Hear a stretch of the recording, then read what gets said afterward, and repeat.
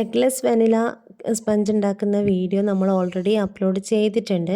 അപ്പോൾ അതിൻ്റെ ലിങ്ക് ഞാൻ എന്തായാലും ഡിസ്ക്രിപ്ഷൻ ബോക്സിൽ കൊടുക്കാം കേട്ടോ. പക്ഷേ അതല്ല കാര്യം, ഞാൻ ഇപ്പോൾ ചെയ്ത ഈ ഒരു കേക്കിൻ്റെ വീഡിയോയും വീണ്ടും ഞാൻ റെക്കോർഡ് ചെയ്തിട്ടുണ്ടായിരുന്നേ. ആർക്കെങ്കിലും പുതിയതായിട്ട് കാണണമെന്നുണ്ടെങ്കിൽ കണ്ടോട്ടെ എന്ന് വിചാരിച്ചിട്ട് ഐസിങ്ങും സ്പഞ്ച് ഉണ്ടാക്കുന്നതും ഒരുമിച്ച് റെക്കോർഡ് ചെയ്തത് തന്നെയാണ് കേട്ടോ.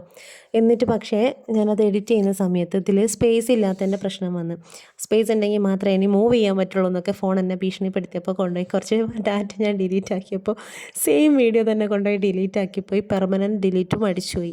എന്ത് ചെയ്യാൻ, എനിക്ക് ശരിക്കും നല്ല സങ്കടമായി. കാരണം ഞാനത് അത്രത്തോളം എഫേർട്ട് ഇട്ടിട്ടാണ് റെക്കോർഡ് ചെയ്തത്, മോളെ കൂടെ യുദ്ധം ചെയ്ത് റെക്കോർഡ് ചെയ്തത്. പക്ഷേ എന്നോട് ഡിലീറ്റ് ആയിപ്പോയി. ഇനി പറഞ്ഞിട്ട് കാര്യമില്ലല്ലോ, കിട്ടൂലല്ലോ. അപ്പോൾ ആർക്കെങ്കിലും അത് കാണണമെന്നുണ്ടെങ്കിൽ ലിങ്ക് ഞാൻ ഡിസ്ക്രിപ്ഷൻ ബോക്സിൽ കൊടുക്കാം. ഇതിപ്പോൾ ഒരു 7 ഇഞ്ച് ടിന്നിലാണ് നമ്മൾ കേക്ക് ചെയ്തിട്ടുള്ളത്. ആ ഒരു 1 kgൻ്റെ അതേ ഒരു അളവ് തന്നെയാണ് ചെയ്തത്. എന്നിട്ട് അത് നല്ല തിക്നെസ്സോട് കൂടിയിട്ടുള്ള 3 ലെയർ നമുക്ക് കിട്ടിയിട്ടുണ്ട്. അത് സാധാരണ കേക്കൊക്കെ ചെയ്യുന്ന പോലെ തന്നെയാണ് ഐസിങ് ചെയ്യുന്നത്. പക്ഷേ വെറ്റ് ചെയ്യണമെന്നില്ല, ശരിക്കും പറഞ്ഞാൽ വെറ്റ് ചെയ്യണമെന്നില്ല. എന്നാലും കുറച്ചൊരു ടേസ്റ്റ് ഇരുന്നോട്ടെ എന്ന് വിചാരിച്ചിട്ട് ജസ്റ്റ് ഒന്ന് എന്താ പറയുക, മഴപ്പാറൽ പോലെ നനയാന്നൊക്കെ പറയില്ലേ, അതുപോലെ ഒന്ന് നനച്ചിട്ടേ ഉള്ളൂ കേട്ടോ. സാധാരണ സ്പഞ്ച് സോക്ക് ചെയ്യുന്ന പോലെ ഒന്നും സോക്ക് ചെയ്തിട്ടില്ല. അപ്പോൾ അതിന് മുകളിലേക്ക് പിന്നെ മിൽക്ക് മെയ്ഡോ അങ്ങനത്തെ ഫില്ലിങ്സ് ഒന്നും കൊടുത്തില്ല, ഓവർ മധുരമായി പോവും. അതുകൊണ്ട് ജസ്റ്റ് നമ്മൾ വൈറ്റ് ചോക്ലേറ്റ് ഗ്രേറ്റ് ചെയ്തിട്ട് ഇട്ട് കൊടുത്തിട്ടുണ്ട്. നടുവിൽ വയ്ക്കുന്ന ലെയർ എന്ന് പറയുന്നത് ഏറ്റവും ടോപ്പിൽ വയ്ക്കുന്ന, ഏറ്റവും ടോപ്പിൽ നിന്ന് മുറിച്ചെടുത്ത ലെയറാണ് കേട്ടോ. അതെപ്പോഴും എനിക്കെന്തോ എന്താ പറയുക, ഈ ഒരു എഗ്ലെസ് കേക്ക് ചെയ്യുന്ന സമയത്ത് വേറൊരു ഷേപ്പല്ലേ, മേൽഭാഗത്ത് നമ്മളെ കുക്കറപ്പത്തിൻ്റെ ആ ഒരു ഷേപ്പാണ് അല്ലേ. എല്ലാവർക്കും അങ്ങനെയാണോ എന്ന് എനിക്കറിയില്ല കേട്ടോ, എനിക്കിതുവരെ അങ്ങനെയാണ് കിട്ടിയത്. അപ്പോൾ അത് നടുവിൽ വെച്ചിട്ട് ഐസിങ് ചെയ്യാണ് ചെയ്തത്. ബാക്കിയെല്ലാം സിമ്പിൾ, നമ്മൾ ഓൾറെഡി ചെയ്ത കാര്യങ്ങളൊക്കെ തന്നെയാണ്. പക്ഷേ ഞാനിത് എഗ്ലെസ് കേക്ക് ആയതുകൊണ്ട്, എഗ്ലെസ് വൈറ്റ് ഫോറസ്റ്റ് കേക്ക് ആയതുകൊണ്ട് ജസ്റ്റ് നിങ്ങളുടെ അടുത്ത് ഷെയർ ചെയ്യണമെന്നൊക്കെ വിചാരിച്ചു. അതിൽ മെയിനായിട്ട് ഹൈലൈറ്റ് ചെയ്തത് റെസിപ്പിയാണ് കേട്ടോ. ചെറിയൊരു ചേഞ്ചസ് ഒക്കെ വരുത്തി ചെയ്തതാണ്, പക്ഷേ പണി പാളി. പാലാണ് നമ്മളിതിൽ ചേർക്കുന്നുള്ളൂ, തൈരൊന്നും ചേർത്തിട്ടല്ല ചെയ്യുന്നത് കേട്ടോ. പാല്, ഓയിൽ, പഞ്ചസാര, മൈദ, ഇതൊക്കെ തന്നെ, വേറെ പ്രത്യേകിച്ച് കാര്യങ്ങളൊന്നും ചേർക്കുന്നില്ല, കൂടുതൽ ഇൻഗ്രീഡിയൻസ് ഒന്നുമില്ല. പക്ഷേ നല്ലൊരു സ്പഞ്ചാണ് നമുക്ക് കിട്ടുന്നത്. കാരണം സാധാരണ നമ്മൾ പറയില്ലേ, എഗ്ലെസ് ആയിട്ടൊക്കെ ചെയ്യുന്ന സമയത്ത് ഈ സ്പഞ്ചിനെസ് ഉണ്ടാവില്ല എന്നുള്ളത്. പക്ഷേ ഇതങ്ങനെയൊന്നുമല്ല കേട്ടോ, അടിപൊളി സ്പഞ്ചാണ്. ചുമ്മാ കഴിക്കാൻ തന്നെ നല്ല ടേസ്റ്റാണ്. ഇതിന് മുന്നേ നമ്മൾ എഗ്ലെസ് ആയിട്ടുള്ള ചോക്ലേറ്റ് സ്പഞ്ചിൻ്റെ വീഡിയോയും ഇട്ടിട്ടുണ്ട്. അതിൻ്റെ വീഡിയോൻ്റെ ലിങ്കും കൂടെ ഞാൻ ഡിസ്ക്രിപ്ഷൻ ബോക്സിൽ കൊടുക്കാം. അപ്പോൾ ആ ഒരു സ്പഞ്ചിൻ്റെ കൂടെ നമ്മൾ ബട്ടർ ക്രീമാണ് കേട്ടോ ഐസിങ്ങിന് എടുത്തത്. അതേപോലെ തന്നെ ഞാൻ എപ്പോഴും സജസ്റ്റ് ചെയ്യുന്ന ഒരു കാര്യമാണ്, എഗ്ലെസ് കേക്ക് ചെയ്യുന്ന സമയത്ത് അതിൻ്റെ കൂട്ടത്തിൽ ബട്ടർ ക്രീം കൂടെ ഐസിങ് ചെയ്ത് കഴിഞ്ഞാലാണ് ശരിക്കും നല്ലൊരു പക്ക കോമ്പിനേഷനായിട്ട് എനിക്ക് ഫീൽ ചെയ്തിട്ടുള്ളത് കേട്ടോ. ഐസിങ് മറ്റേ വിപ്പിംഗ് ക്രീമിൻ്റെ കൂടെ, ഇതിപ്പോൾ റിച്ച് ഗോൾഡിൻ്റെ ക്രീമാണ്, വിപ്പിംഗ് ക്രീമിൻ്റെ കൂടെ ചെയ്യുന്നതിനേക്കാൾ കൂടുതൽ ടേസ്റ്റി ആയിട്ട് എനിക്ക് എപ്പോഴും ഫീൽ ചെയ്തത് ബട്ടർ ക്രീമാണ്. പക്ഷേ ഇത് കസ്റ്റമർ കുറച്ചൊരു ബഡ്ജറ്റ് ഫ്രണ്ട്ലി ആയിട്ട് ചെയ്യണമെന്ന് പറഞ്ഞതുകൊണ്ടാണ് കേട്ടോ. ഇത് ഒരു യോഗാചാര്യന് വേണ്ടിയിട്ടാണ് ചെയ്യുന്നത്. അവർക്ക് കെമിക്കൽസ് ഒന്നും ഇല്ലാണ്ട്, ഫുഡ് കളറൊന്നും ചേർക്കാണ്ട് അങ്ങനെയൊക്കെ വേണമെന്ന് പറഞ്ഞപ്പോൾ അങ്ങനെ ചെയ്തതാണ് കേട്ടോ. വീഡിയോയിൽ ഞാൻ വോയിസ് കൊടുക്കുമ്പോൾ തന്നെ കേൾക്കുമ്പോൾ ചിലപ്പോൾ എന്നെ മുന്നേ അറിയുന്ന ആൾക്കാർക്ക് മനസ്സിലാവുന്നുണ്ടാവും എൻ്റെ ആ ഒരു നിരാശ.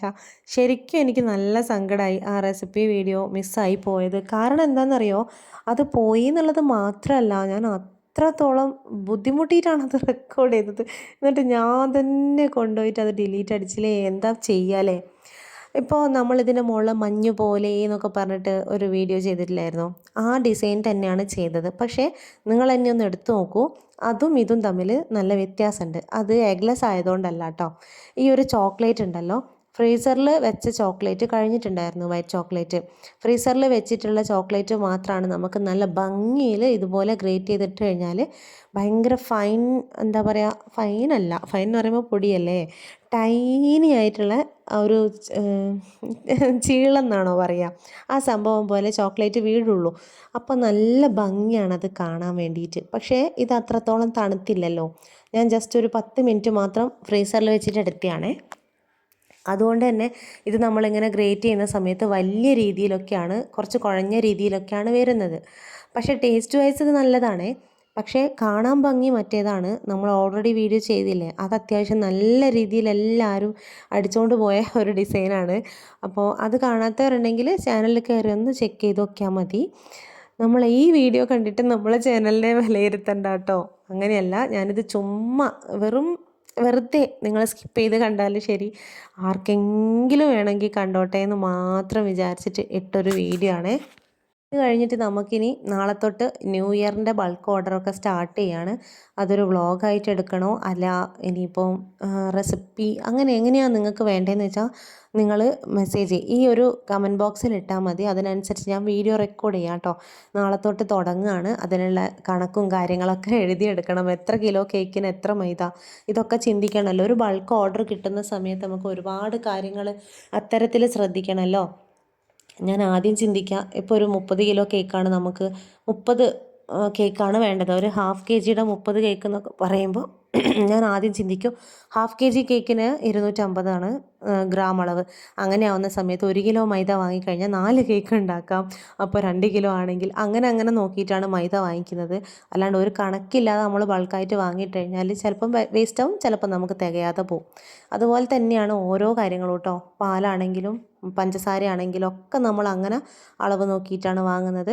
മൈദയുടെ കണക്ക് എടുക്കുന്ന സെയിം തന്നെയാണ് റിച്ച് ഗോൾഡിൻ്റെ കണക്കും വരുന്നത്. ഒരു പാക്കറ്റ് നമുക്ക്, അതായത് 1/2 ലിറ്ററിൻ്റെ ഒരു പാക്കറ്റ് നമുക്ക് 2 കേക്കിന് എടുക്കാം അല്ലേ.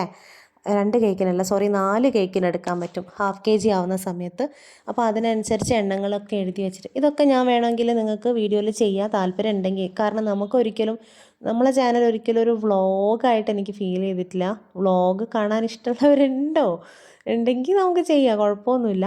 എന്താണെന്ന് വെച്ചാൽ ബൾക്ക് ഓർഡർ വരുന്ന സമയത്ത് എങ്ങനെയാണ് അത് ഹാൻഡിൽ ചെയ്യുന്നതെന്നുള്ളതൊക്കെ കൂടെ അറിയാനായിട്ട് മുമ്പൊരു വീഡിയോ ഇട്ട സമയത്ത് ആരൊക്കെ എൻ്റെ അടുത്ത് മെസ്സേജ് അയച്ചിട്ടുണ്ടായിരുന്നേ. അപ്പോൾ അവർക്കൊക്കെ കാണുന്ന ആഗ്രഹം ഉണ്ടെങ്കിൽ നമുക്ക് ചെയ്യാം. അതല്ലെങ്കിൽ ഷോർട്ട് വീഡിയോയിൽ മാത്രം ഒതുങ്ങുന്ന രീതിയിൽ ജസ്റ്റ് കാണിക്കാൻ വേണ്ടിയിട്ട് ഇടാം. എന്താണെങ്കിലും നിങ്ങൾ പറയുന്ന പോലെയല്ലേ ഇപ്പം നമ്മളെ ചാനൽ മുന്നോട്ട് പോകുന്നത്. അപ്പോൾ ഈ ഒരു കുഞ്ഞു വീഡിയോ, ഇത് വളരെ കുഞ്ഞു വീഡിയോ അല്ലേ, ഡിസൈൻ ഇഷ്ടപ്പെട്ടാൽ പറയണം കേട്ടോ. അപ്പോൾ അടുത്ത നല്ലൊരു വീഡിയോയിൽ കാണാം.